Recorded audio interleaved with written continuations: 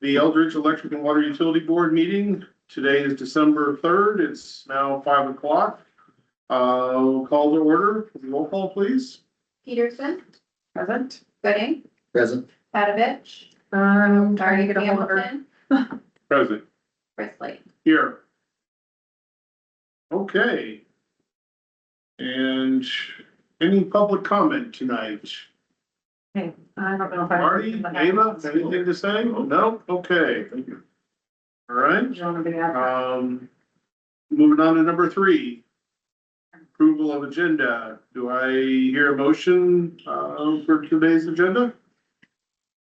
Motion to approve. Motion by Hamilton, Second. second by Gooding. All in favor, say aye. Aye. Those opposed? Ayes have it. Okay, number 4. Approval of the utility board meeting minutes from November 19th, 2024. Do I hear a motion to approve? Approved. Motion by Hamilton, Second. second by Gooding. All those in favor say aye. Aye. Aye.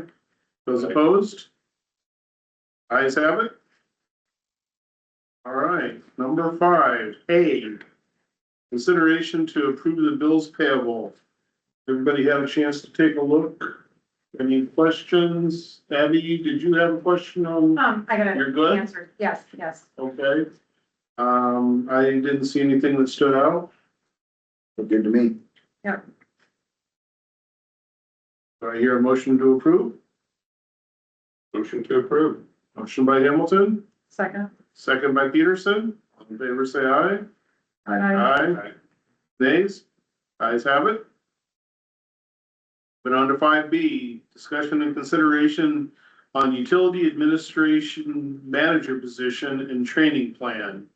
So I know we've had that included in our packet and I think the job description looks good.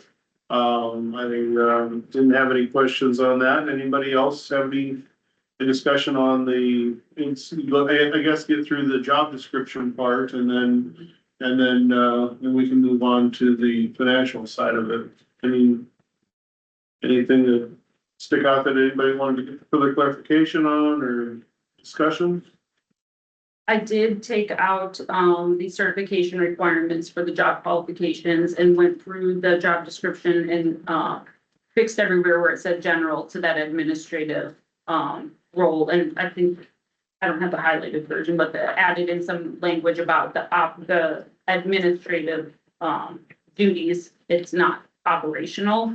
So it's kind of it creates like a 3-person management team with the management in electric, management in water, and then management in administrative, doing all of your compliance, policy, regulation, reporting, budgeting, economic development, project planning, all of that sort of thing. But none of them oversee each other. They would all, just like the other management level positions, report up to the city administrator ultimately for the respective boards. So basically just kind of creating a 3-person management team to oversee that electric and that water and take care of all of those tasks that are management level. Okay. Okay. I think it's a pretty good idea. That way Keegan can take care of his, Colin can take care of his. And they have Sadie to fill in everything else that needs to be done, ordered, whatever. I mean, you don't have to do the administrative part of it. Kind of makes you be able to focus on your part of it a lot better, as far as I'm concerned, so. I mean, I think it's necessary to alleviate the workload from others.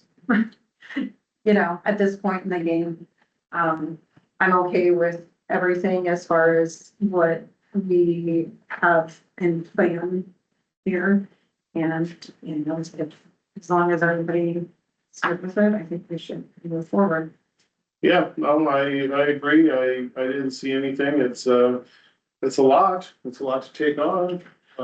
So it's, but I again, I think we're blessed as a community to have, you know, the opportunity with Nevada and, you know, kind of coming up through there and being able to mentor and coach and develop, you know, Sadie on this position. So, I don't think all communities necessarily have that, opportunity. So definitely thankful for that. So, okay.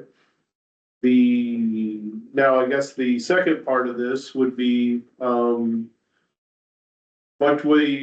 guess, how we structure the pay, because this is a manager role. You wouldn't necessarily be part of the city employee union any longer, so there'd be a salaried position.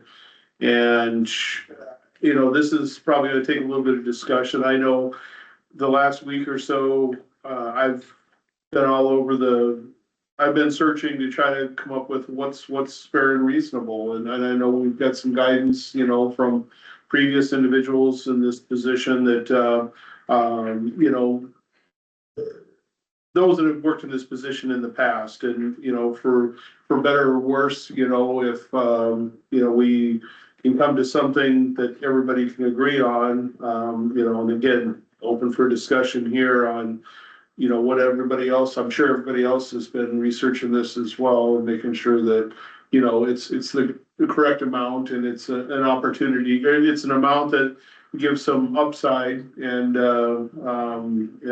you know, do we break it up into, you know, the starting amount for this position, and then is there, you know, a reward at the end of the training, you know, 6 or 12 months, you know, and I'm opening it up right there to anybody that has anything that they've researched on it as well.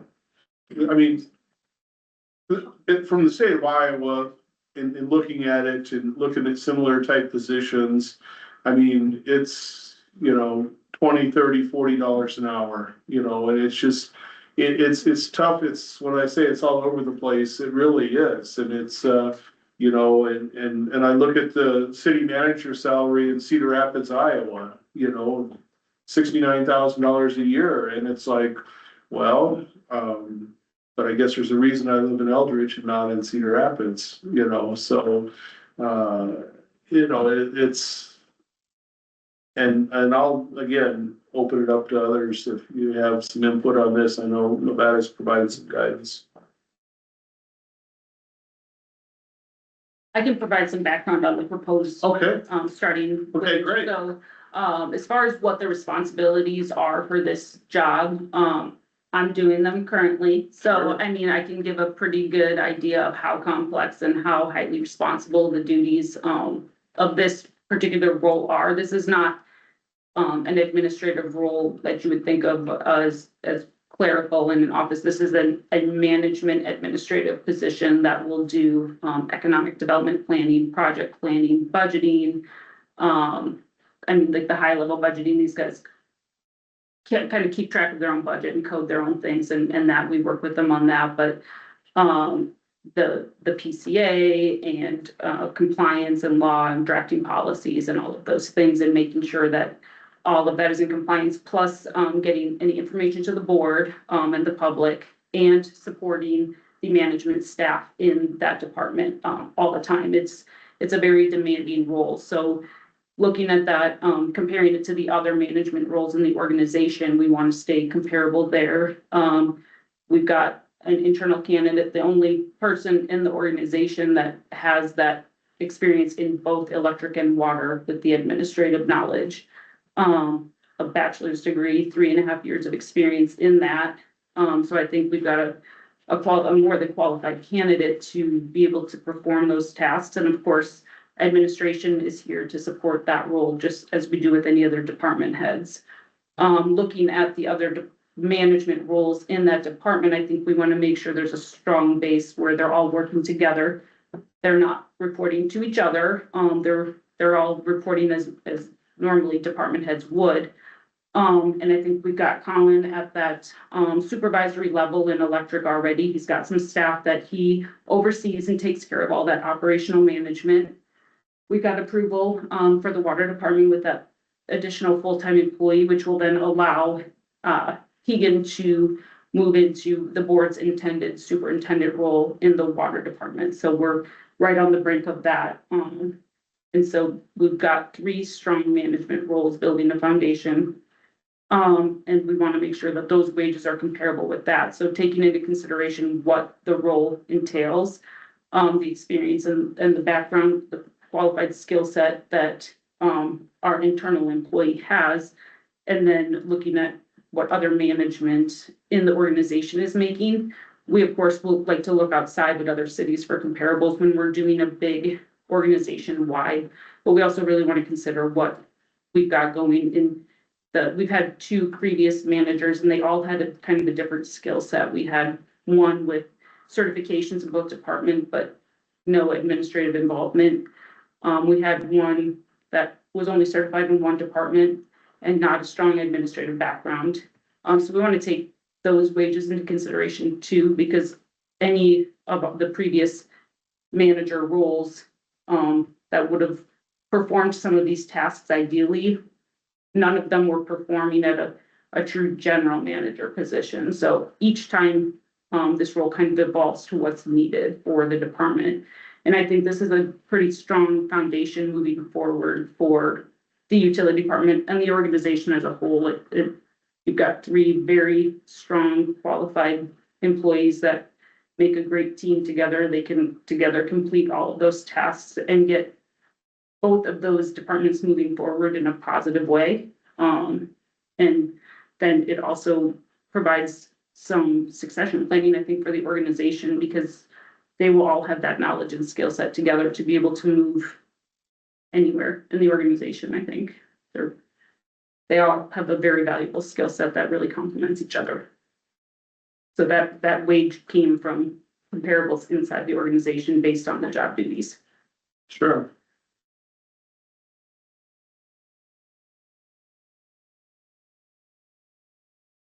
How many hours per week do you think that the new position will entail? The administrative? Yeah. For sure 40, probably pretty frequently more than that, as any of our department heads. That's not always necessarily in the office. I mean, there's a lot of outside hours that our department heads and management roles fulfill, but it will absolutely not fall short of a very packed 40-hour work week. Yeah, I didn't think it'd be short. Yeah. Yeah. Is there utility classes or something for like that's put on by the state or other people like that, you know, for a specific training program of any kind? So each kind of department has management classes, electric, like through IAMU, there's management courses in electric, there's management courses in water. There's definitely administrative management courses, that are general in nature. And, as far as my thoughts, I think that would be the more beneficial route because we've already got that strong knowledge and experience in both of these departments or how that works and what they need to do in those administrative tasks, but more that general administrative training. And I know Sadie just completed the budget workshop with Iowa League of Cities, with Jeff and I this year. And we've got some other trainings coming up on that. And then municipal leadership academy courses that are available, participating in. I just training, wanted to those see types of if things. that's included in some of these as we go to make sure that like keeping up to date for you guys too, not just Sadie, but like any changes, you know, things like that come up that Yep. we are continuously making sure that we are up to date and in compliance with any and all like Clean Water Act stuff, CDC regulations, stuff like that, anything that comes out from the state or federal, you know, if there's programs that we can make sure that we get them to make sure that we are not running into issues of the past. Yes. There's some really strong networks out there and memberships that we have with different, agencies that keep us up to date and informed on compliance, legislative changes, anything like that, regulations. We also have, our different attorneys that represent us in different ways that are making sure that we're compliant as those things come out, as well. So we've got a lot of resources that are keeping us up to date and informed on those, Okay. so that we can make sure we are not missing those things, but we have those, relationships created already with those agencies and Yeah, as long as that's in there, I just wanna make sure that that's all on record for everybody to make sure that we don't run into compliance issues. there's things, I mean, as we all know, we're working on getting policies updated and getting things in place and, making sure that we've got transparency and we've got accountability for everything. And putting those policies in place, it will take some time, but once they're there and, we definitely have the resources we need to stay up to date on that and, we're working on that goal and we've made a lot of progress. So we've got a really strong team. But do you have an idea of what you're thinking for the manager and trainee position? Cause it's a transition position, right? It is, so the kind of very specific administrative tasks for electric and water, a lot of those we won't need a lot of training time because, Sadie's very knowledgeable in those already, and knows how to find the resources to get things done. We don't, that's just, she's got a great skill set there, of being able to see where there's a need or something's missing, looks into it, brings it forward to administration, and it's already kind of ready to go. So we've got that area not needing as extensive of training, but this management and training program would be more of a transition to that more general administrative management type role that has kind of a broader scope, I would say. Doesn't necessarily apply 100% here. I mean, this training plan was created specifically for this position, but it could be used in any, I think, incoming management position. And if it is successful, I would like to see any of our department head level employees go through something similar. It just creates a lot of interdepartmental relationships and understanding that helps with managing their own departments, but getting an understanding of the whole organization and working with all the boards. It's definitely some overlap. As much as Elder's department heads work together on a day-to-day basis, and some of that responsibility overlaps just because of that small town feel. I think that's hugely important. I think she has a solid foundation for sure, and I think she's surrounded by the right people and, you know, and that's, you know, to me is a recipe for success in this. But again, there's still some time and I, you know, would love nothing more than to see more of the day-to-day burdens that you face, you know, now being taken care of and, you know, whether it, you know, becomes, you know, part of HR or budgeting or notification or report filing or, you know, even PPA negotiations on utility rates, you know, but that doesn't come overnight. And that's why, you know, is there kind of a bottom or a base where we start with this position? And then as we watch the growth in the position and we see more of these tasks, you know, then we take it up in increments at that point. And what's everybody's thoughts on that? Or does somebody else have any other ideas or? So from my proposal, I think that the 75 is definitely a reasonable baseline for what tasks and responsibilities would be taken on right away. And that ending proposal at the end of the training, mid 87 maybe, that is going to come, the reason for that transition and the baseline being at that 75 is because we're gonna need to take some time before we can fill that billing clerk position. So we're gonna be having double duty for getting that done and then trying to take on these time-consuming administrative tasks.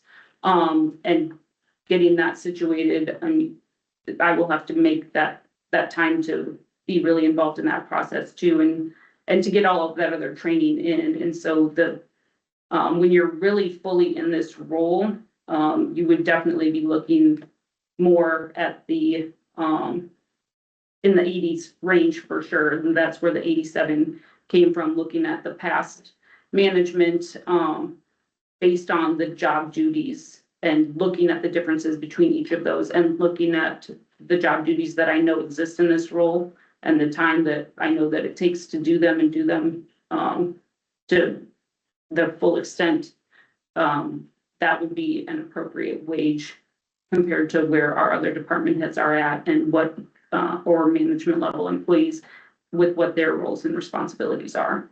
And I truly believe that, you know, once she's been through the management training and she's operating at that level, that's very fair, you know, 85. I just, like I said, in my research, it's all over the place, but a lot of top end that I saw was, the top end was for an administrative, type similar management with other utilities, you know, 69 is a lot of the top end that I saw. So, I mean, and that's not, doesn't mean that we have to do the same thing, but, you know, and then once there's, you know, progress and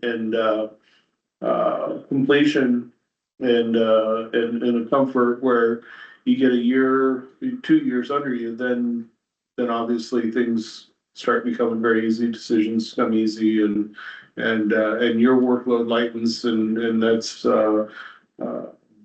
but again, I'm open to what everybody else thinks as well.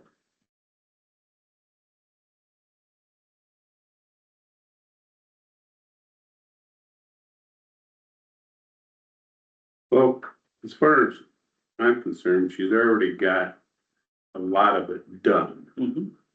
I mean, she understands what she's doing. Mhm.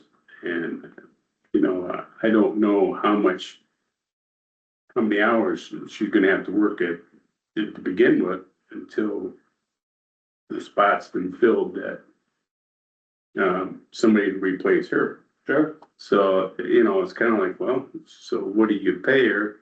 And based on, I mean, if you was working for overtime all the time, times time and a half if you was hourly. So that's kind of a question that I think everybody needs to ask is how many hours is she gonna actually end up working, you know? I mean, you don't wanna, you know, basically take a cut in pay because you're working all these hours, but you're making a small amount, so. That's just kind of, I think with the hourlies, you know, Nevada obviously has set the standard, I think, or been through the process. So I mean, you know, listening to her speak on, you know, there's definitely gotta be a balance there, you know, somebody overload, and we don't know, maybe 3 months into it, you hate the position, maybe you don't want any more to do with it, it's too much, or you don't wanna deal with this, that, or whatever, for whatever reason, and that's, you know, that time will tell, you know, either you like it or you don't, and it's something you wanna do, so.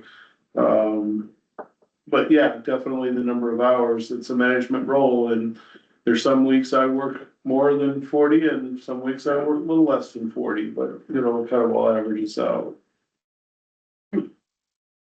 I think it is important to consider too that the foundation, I think, for the utility department is going to have a sort of 3-person manager team. And we've got Colin in that role, and is above 90. Wages are all public, for everybody in the city. And when we get to that superintendent role, which is right around the corner, when we hire that 3rd person, we'll be looking at a similar wage. And they're all management, and I can promise you that this administrative management role is highly responsible, in similarity to all of the other management roles. And so I place great value on that. It takes a lot of effort and a lot of time, and it can be very stressful, and it requires a lot of you, and you lose, management role would no longer be a bargaining unit position, no longer eligible for overtime. And you are never off the clock if something comes up. Sure. that was one of the things that I was getting at. You wanna make sure you Hourly. Yeah. value that time and value that that employee appropriate with the level of work that they're going to put in the time. I'm fine with what Nevada recommended, just because I don't believe in, you know, underpaying a manager, especially a good manager that's, you know, you train them up and then they find a little bit more money and then they leave. Then you have to go through the whole process again. Sure. It's just it's a circle that nobody wants to deal with. So I'm good with your recommendation. So. Do we have to agree, like, if we can agree on a starting salary but not an ending salary tonight? Or how's that work? And ultimately, it's all at the board's discretion, to determine the salary and the plan. What gets approved, I think, would then have to be proposed to the employee, and whether it was worth it for them or whether they were interested in taking that. And the alternative is posting it to the public and bringing in someone from the outside. And what are you going to post this job role to someone at the outside? And what qualifications will they have when they come in? And what will the impact be on the working environment? I think those are all questions to consider when you determine which direction you want to take with the position and what that structure is going to be. Yep, understood. I'll just inject one point. And that's just what I've observed in the last 11+ months. You guys talk about 40 hours. I don't see it. And the reason is because everybody here is dedicated. And I've not seen a department head or somebody in a management role that is putting the bare minimum in. And 40 hours is, you know, so to speak, that bare minimum. And I think you realize that too, Sadie, but I see the hours that these other folks are putting in. And I'll tell you what, I applaud it. Oh, sure, that's no doubt. I pass her every morning about 4:30, 4:45. She's coming this way and I'm going that way. And that's not because she has to, it's because she wants to. And that's just one example of what our department head's doing. And I know you guys are, leaving home in all hours and responding to work, and other department heads are doing the same. So, you know, that's something that, you know, you talk about that lost overtime potential, but you also talk about that other burden on yourself and your family. So. Yep. Abby, thoughts?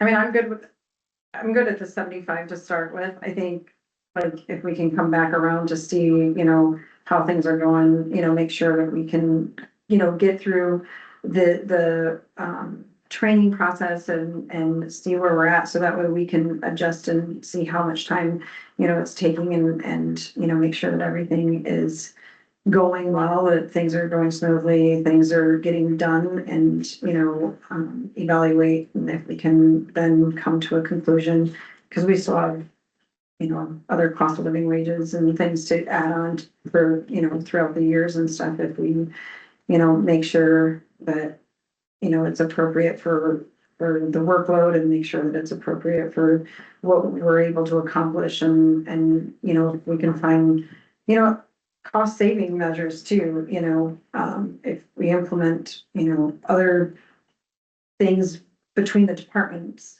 you know, that can save us money, you know, and come up with plans and stuff like that, all adds into the available funds to help, you know, make sure that the final rate is well worth the effort. Okay. Yeah, Mark made a good point too, and we talk about this, you want to take care of an employee so that they're trained to the capacity where they could leave and go take another position, but they don't too. Correct. And that's, We have great employees in the city, there's no doubt about that, it's, But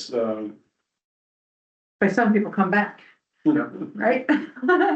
Always there one to leave. Jeff, your thoughts? I'm good with it. You know, I'm all about giving her an opportunity. And that's all we ever give is an opportunity. It's what she decides she's gonna do with that opportunity is up to her, so. And since Nevada has great faith in her, I'm gonna have to go with Nevada on that one. I don't work with you, Sadie, so I talked to you for a few minutes before, you know, earlier, so. Okay, Well, I have nothing further to add, so I mean, I think we're there. If we all agree that 75 is the number to offer her, then we can hope that she accepts but, I guess at this point, do we wanna go ahead and make a motion for this so you can follow up, or do we need any further discussion or anything else that goes along with this? I mean, again, that's at the discretion of the board. Sure. And if you guys wanna make a motion to approve the job description and the starting wage, and we can propose that. I don't know when that comes back or what that looks like to determine where this position is gonna end up. I would imagine, I'm not trying to speak for you, I'm just thinking through as coming into this role. Much like we have contracts that are telling us where this is gonna go, and contracts when we hire a department head of where that's gonna go. I would imagine there will want to be some sort of idea of, not taking it blindly, because 75,000 may not be worth it when it's all said and done. Sure. Yeah, I get what you're saying, the additional amount, and honestly, I would like to move beyond this. Let's vote on it. Yeah, no, I guess what I'm getting at is, are we obligated to publish this prior to making the offer? Does it have to go out, be published for this role? Or can the offer be made without having to advertise it by public means? You mean posting it publicly? Correct. No, you don't have, any requirement. It's not a bargaining unit position or anything like that. So it does not have to be posted publicly.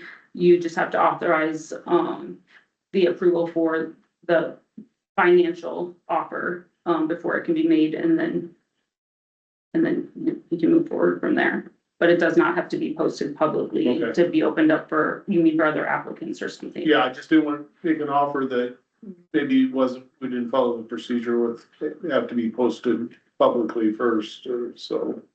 But I think what you're saying though is the additional money at the end of the time periods, right? At the 6 months and the 12 months of the training? Yeah, and I Because that don't would- wanna speak for anybody, but if I was taking a position, You don't know what that would be a absolutely. consideration factor for me. I mean, I don't wanna go through all of this and do this role and this is what it's gonna be. I get you. And again, that's just me. I don't wanna speak on behalf of anybody. It's just, I want the board to make an informed decision of what you're voting on, what you're approving, and what the alternative would be if that's not an offer that. Well, I think the range that Solid enough. you proposed is definitely in line, and again, I've always been in favor of, once you complete it and then you take on the responsibilities on a day-to-day basis, then obviously that gets rewarded as well, so, and I'm okay with the 75 starting point, and again, I think in the training proposal, it's 6 to 12 months, so at that point, obviously, we'll see things over the next year or 6 months that, that we can judge for ourselves, and then also, feedback from you is valuable, so, I think at the minimum, it might be a good idea though to have a range, a range, even if it's a variation, something that you could attach to this so that you're not just going into it blind. Yep. And you could potentially pass this tonight and then have that further discussion as you go into negotiation processes, but if you had a range that in 6 to 12 months, the salary would move from X to Y in that, even if it's not a hard number, but it's a range, I think it would be better than nothing. So if you started at 75, you could just say 85, and then if they go above and beyond that, they can make, so that's a $10,000 range, Essentially giving a plan of, at this point in time, you'll have a review, and this is the proposed wage if the training is completed. And I mean, it would be similar to certifications, in different departments, reaching different levels. I mean, they know ahead of time, when we get certified, this is the wage we're gonna make. I mean, I don't think a water operator would come in at an entry-level wage and not know if they were gonna get an increase for being certified and being management level. They would not probably agree to come in at starting wage and put in all the time and effort and not know if it's going to, and it's a big ask, and it's not knowing if it's gonna pay off. Bait Whereas and this- switch. Right, I've seen it many times. Where they say, we'll take care of you later. yeah. I agree with you. Well, and the proposal is that, like, at the end of the management, this is the agreement. If all of these measurables are met at the review, I mean, that doesn't mean that if it doesn't work out on either side, that, I mean, You're saying it's just like when you hire any employee, and then if you get to, a point where it's not a good fit, or the skill set isn't there, or whatever it might be, you address that at that time, but at this level of a job role, there's usually a level of guidance or some sort of hiring resolution contract or something that would come forward with it, which would be expected and normal. And we are already looking at those wages for the water department for that management role. And so we would want to look at this the same way. And that number is at the top end. What do you recommend there too, For at the end of the year of training? for this role, so my recommendation was starting it at 75. And after going through that full training, which there would be updates and reports provided to the council, and there would be hands project leads and things that you can have some sort of measurable outcome on. But once that's successfully completed, then the an appropriate and fair wage based on Which is, everything in this organization, the proposal was that it would be at 87, which would be in line with generally with the other department heads and management level positions. you already have a plan in place on the way to measure that training, right? Yep, I've got that management, that training plan. There's educational pieces to be added to that because we don't know what those are right now. We don't know exactly what the projects will be because those will also come up, but there will be specific tasks and projects that the manager would take the lead on.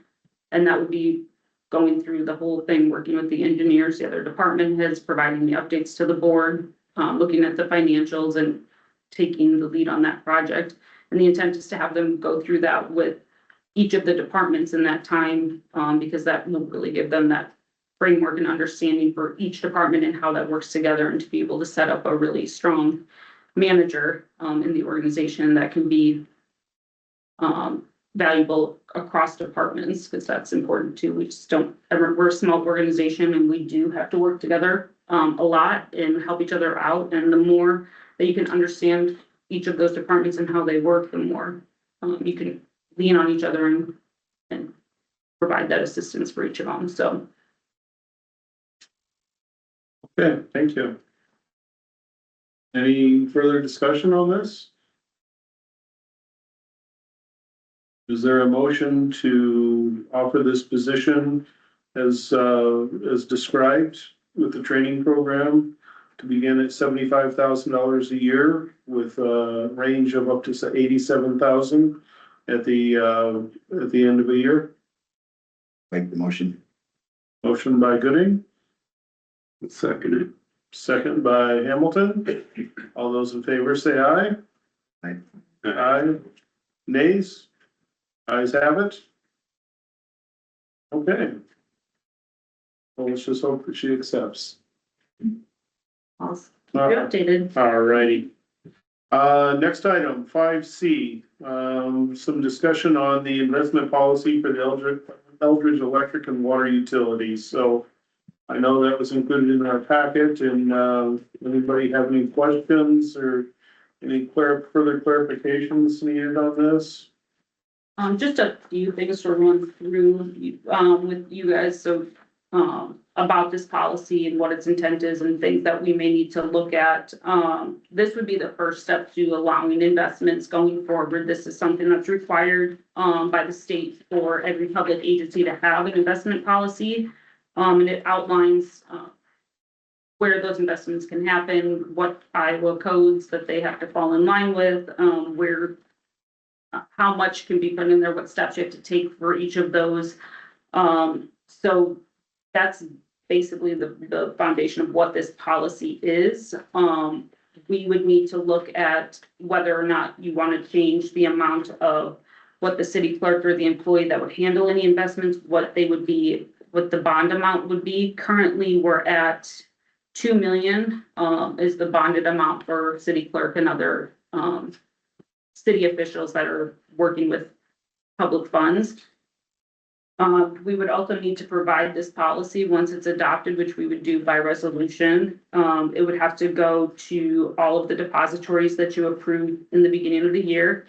It would go to Bonsack and Fromelt, our auditor, Dean firm, or whoever the firm is each year, the state auditor, and any financial advisors that we use for any reason.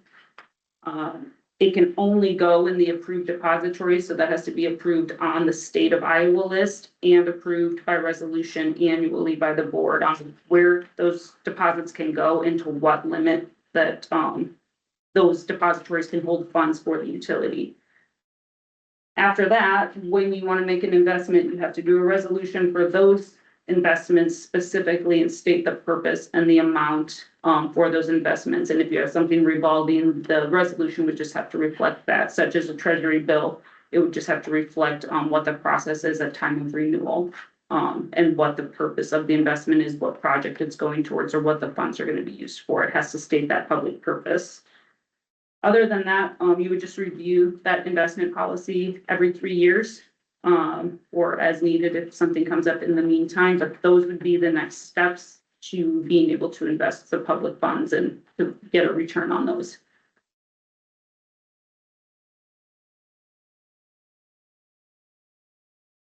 Is there a list of those funds that we get, like, and like the returns, like the average return, like, does it give us things to like look at, so that way when we do look at doing this specific thing, like, hey, this has got a better rate of return than something else?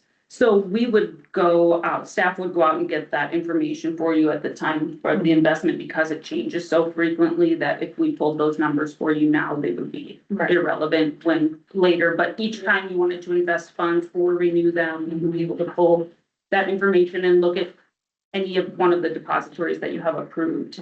We can go to all of them and see what their rates are and decide from there. There is an ethics and conflict of interest clause in here where that it has to be reported in writing for any personal investments or loans. There's an amount that you can put on that, where anything above a certain amount, your as board members, you would have to disclose that to the board if you had investments with that institution in excess of that amount. Or you could just do a general policy statement that says anything that would be determined a conflict of interest. It's a little more broad, but it puts that responsibility on you to disclose that to the board if you have investments with those financial depositories that you're going to invest with.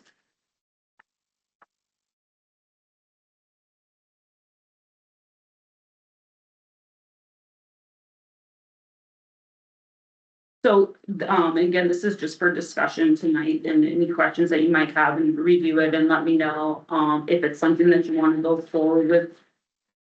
After any edits or anything are made, then we can put it on another agenda with a resolution to adopt that. Your first meeting in January, you'll be approving your depositories. Right now, there are 7 that were approved. The last time they were approved was in 2021. So a little bit behind, we need to get that in place. That has to be done annually to be in compliance. Most of those depositories have a maximum balance of 1 to 2 million. First Central, which is our primary bank, has a maximum deposit of 12 million. And then there was one that was proposed to be added, I think last year, to trust and savings at, a maximum amount of 12 million. So I don't know if there was intent to use a different bank, but right now we're consolidating those bank accounts, at First Central. So whether or not you guys want to keep that depository on there or not is entirely up to you, but that's where the current depository list that was most recently approved is at. Okay. Is there, I know, like, not like the rates of return, but is there just a list, because like the ethics and conflict of interest? I have somebody managing my stuff for me, I have no idea, I mean, I know what I have, but I would like to compare it to what I, like, in the event, I don't wanna be caught up in something. In the event that I have an investment in something that is gonna have, So it would, for all of us, it's a protection thing, like, Yeah. I'm pretty sure all of us have investments, and I just wanna make sure that we, if the state of Iowa gives us a list of approved places that we can put our money. and that's just for the public funds. The We public, just, yeah. that's the only places that you guys are allowed to Right. approve. I just wanna make sure. that The it's not- only ones that you have to worry about disclosing are the ones that you've approved, this very small list that you guys approve each year. If Okay. you have investments in there that would determine a conflict of interest for investing public money that you have oversight of, that's when you would just simply need to disclose that to the Okay. board in So- writing that I have investments in excess of whatever amount, with this institution. And So then you like can with proceed. First Central, like if somebody had a bank account with First Central, a money market account with First Something Central. investment with a return of a large amount, and Okay, yep, then Okay. it would it's a simple statement of just a disclosure that I also invest with this institution. If there's a certain amount that is set in the policy, you would just say, I have an amount in excess of this. And so you're just doing a written statement, okay, a disclosure. It I doesn't just wanna have to make sure be any all more of our- detailed than that. You just have to acknowledge to the board. Yeah. So that it's public information that you also use this institution so that there's no conflict of interest okay. there. That It's makes sense pretty to everybody else, simple but I just statement. wanna make sure, like, Like, none of us just are wanna make sure. sharping any line. I don't wanna be in trouble with anybody or do anything wrong. That's what we're here for. Yeah. We will help you from doing Like, that. let's make sure, yeah, Yeah. as long as. You don't you want don't to see it, sign yeah. anything that we're not supposed to sign. Right, No. yeah, Yeah. okay, And it would, I mean, in that case, we will just have a general template form for the disclosure statement. Okay. And if anybody needs to fill one out, and we'll send it out to you annually. And if it applies to you, fill it out and send it back, and we just have it on Perfect. file. And it's not detailed at all. It's just I do or I don't have that would be any helpful, conflicts of interest. All right, good. thank you. Anybody else? Okay, and then so the next time this comes up, it'll be to vote on the forming a resolution on this.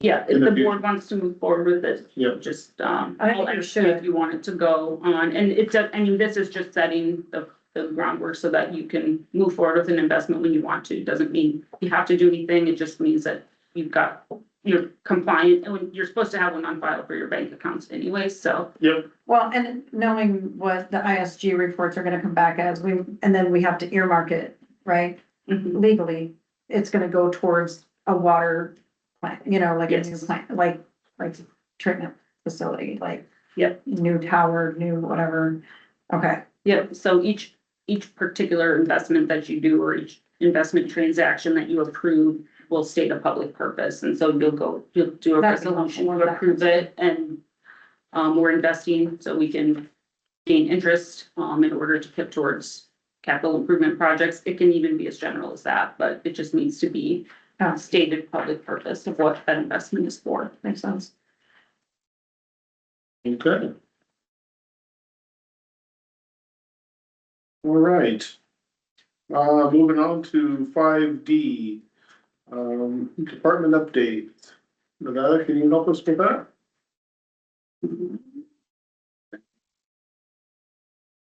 I don't have a lot. The council did pass a purchasing policy and procedure manual, so that will come in front of the utility board at the next meeting. It's very general. It's another policy that we have to have in place. We get dinged annually on our financial audit because we don't have one. So we're just putting that in place. It just sets thresholds and authorization limits that can be done by the staff at the management level before it would come to the council or board. And it also gives thresholds for our bidding and all of that, which are set by the state. So it's pretty general in nature, and it coincides with our credit card policy and our travel and expense. So that will come forward for your approval. I'll get that sent out, for review. Budget season starts soon. Our managers, so Colin and Keegan, will be getting their budget worksheets next week. We will ask for those back from them by the first week in January. We will sit down with each manager, department head, individually and go through their budget line by line and talk about what, needs they have for projects, equipment, all of that. Make sure, we take care of all of the salary, insurance, IFRS, all the deductions. We calculate all of those for the budget so that, we can make sure that those are appropriately set aside for their budgets, and then they work with us on what they need for equipment and operating supplies, things like that. So we'll be going through that very soon. Negotiations for bargaining units are on hold until we have a state ruling on the post-election challenge. We would anticipate getting that within the next 1 to 2 weeks. As soon as we have that and we know what the next step in the process is going to be, then we will provide an update and get started on negotiations. And if you have not yet responded to the survey that I sent out for the training dates, please do that so that we can get the training for the board members set up with the city attorney. It should be about an hour and a half. Tops, an hour to an hour and a half. I forgot all about that. I call it a senior moment. All right, thank you, Nevada. You can just tell me too, if you see the survey and you don't want to fill it out, you can just let me know, please. However you want to let me know is good. Just pick a date. I've pretty much got an open calendar. Jeff Fair enough. apparently is retired, the rest of us are. Okay, 6A, electric department, any outages? Oh, We had one outage on November 25th. A blink was, I got a call from City Hall around 12:30. That there was a blink here.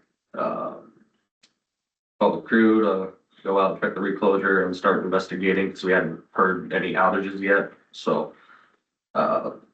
Keegan did call me, let me know that further from his plant, there was a tree service working on the road there. So I did call one of our linemen, Devin, and let him know that that'd be a good place to start. And sure enough, across the street, a branch must have gone away from them and tripped 2 fuses. So 20 customers were affected. It was about 20 minutes. So it's back on 12:50. No tree trimmers were injured? No. Like the red tag crew. They were climbing at the very top with no harnesses, nothing. This was, to remediate some for a homeowner or? Seemed like it. There was a tree right next to it. Must have been doing it for that apartment complex there or something. I was assuming. So Gotcha. Okay, there wasn't anything on the lines when we got there, but you kind of, they didn't speak English. Was that a really large tree that was taken down in the front yard? Yeah, Looked like a disaster site. yeah. So you couldn't carry on the conversation, right? Is that what you're saying? okay. And any department updates? Just a couple things. Who's working on some services still, some smaller ones for electricians. We did service disconnect for an electrician for a day so they can clean some panels at Olson Engineering, stuff like that, with it being a big holiday week there and things like that. I did forget to mention in the last meeting, Irby did come out with their mobile testing units and they tested all of our hotline tools and rubber goods and grounds and mechanical jumpers and stuff like that. So out of 181 items that they tested, two of them did need repair. They took those with them, some extended sticks that we got, so. They just take them and they refurbish them, so then they can test them and then they'll send it back to us when they're completed, so. Other than that, I met with, Russell Construction out at Long Grove, got a tentative date to help them with the cutover. At their Alan Shepherd School, that'll take place, December 26th and 27th, so right after Christmas there. Based on what they've got going on. Was able to contact some engineering consultants. They were able to help me size the transformer for the upcoming Genesis expansion project. So Okay. that's about it. Did, they get all the information they needed? Were they proposing the size, to be? I sent them the consumption history on the building that's there now. And then as far as what they've been pulling for load for the last, I gave them information for the last like 9 years or so. And then just whatever information the electrician was able to provide me for any new panels being installed for this new addition. And I was able to hand that over to them as well. Okay, so their EOR is gonna end up with the final decision on that, and then will they purchase the transformer, or does that go through us and then we're reimbursed? This is new to me. I do need to figure out how that usually goes, as far as purchasing it, or if we bill that out to them, obviously, and things like that. So, still in the early stages, but Okay, yep. Thank you, Colin. thank you. Thanks. Okay, moving on to number 7A, water main breaks. No breaks, but on 11:30, so November 30th, Tony Rube called me and said that the old tower at 105 East Leclerc had overflowed.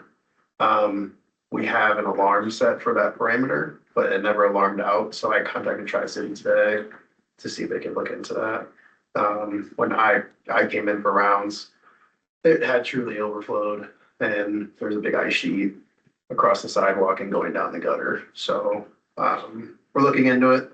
I set some parameters down so we can kind of combat that overflow. So Did I hear that wrong? September 3rd? What was the date on November it? 30th. November, I did hear it wrong. So no break, but just that tower overflow, which the alarm's the only troubling thing, and we should have alarmed. So that's just the one thing that we're looking into. Okay.